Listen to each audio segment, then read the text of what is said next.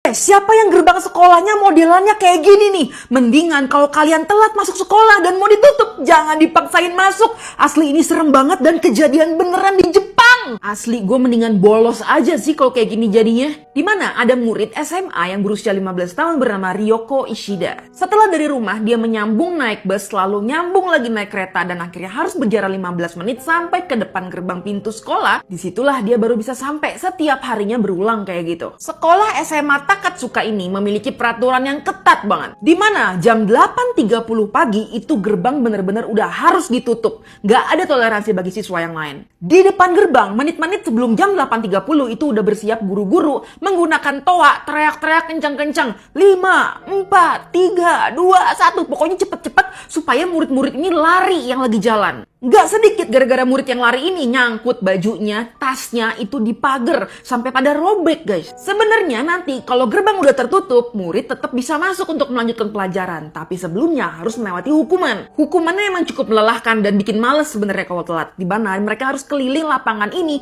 gede banget 2 kali. Dan setelah itu nggak lanjut masuk, tapi kalian harus melakukan squat dengan jumlah yang ditentukan sama gurunya. Tanpa angka yang jelas, pokoknya sampai si guru ini puas dan kelihatan anak ini itu kayak nggak pengen lagi tuh telat. Pokoknya sampai muridnya kapok deh. Pada hari itu, ada seorang guru yang badannya besar, kuat, yang sedang ditugaskan untuk menjaga menutup pagar pada saat itu. Dia adalah Toshihiko Hosoi. Tubuhnya itu cocok banget untuk mendorong pintu gerbang sekolah yang cukup berat, di mana panjangnya itu sekitar 6 meter, tingginya itu sekitar 1,5 meter. Dan berat dari pagar ini kalau dihitung-hitung hampir 230 kilo atau 1/4 ton lah. 8.30 hampir tiba, di mana gerbang udah bersiap didorong sama si Hosoi ini, sampai akhirnya murid-murid yang ada itu bener-bener kelabakan masuk ke dalam.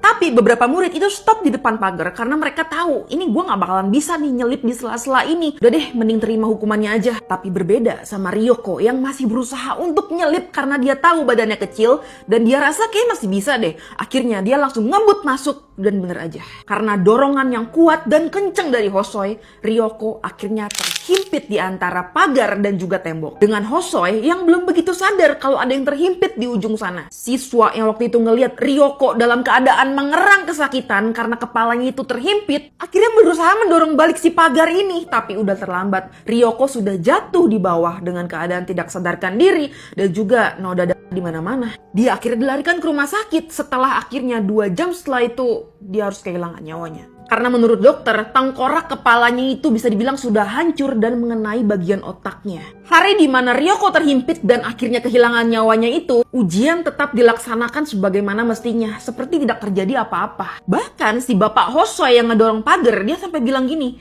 kayaknya tadi dia emang kelihatan kesakitan sih, tapi kayaknya nggak sampai membahayakan nyawanya deh. Polisi langsung datang ke tempat kejadian setelah ada laporan seperti ini. Bahkan yang ngelaporin itu bukan dari pihak sekolah, tapi seseorang yang ada di rumah sakit dan ngelihat keadaan Ryoko yang udah seperti ini. Lebih parahnya lagi, ketika polisi datang, itu TKP udah dibersihin, disiram sama air sebersih-bersihnya sama pihak sekolah guys. Jadi kayak belum diteliti apa-apa, udah hilang buktinya. Langsung ini diviralkan sama media dan akhirnya ini menjadi masalah satu Jepang. Besoknya diadakan pertemuan antara murid dan juga kepala sekolah. Dan kalian harus tahu apa yang dikatakan sama kepala sekolah. Intinya kepala sekolah ini bilang, kalau kalian bisa datang tuh minimal 10 menit aja dari jam tutup pagar. Gak perlu tuh nantinya ada guru yang harus neriakin kalian buat buru-buru masuk ke sekolah di depan gerbang. Jadi masalah terlambat-lambat kayak gini tuh udah gak ada lagi. Jadi mulai sekarang saya minta kalian berpikir tuh sama kebiasaan kalian. Bahkan sebuah stasiun TV Jepang ini saking viralnya ya dibuat percobaan dengan pagar yang sama. Dimana itu helm proyek yang tebel kayak gini nih,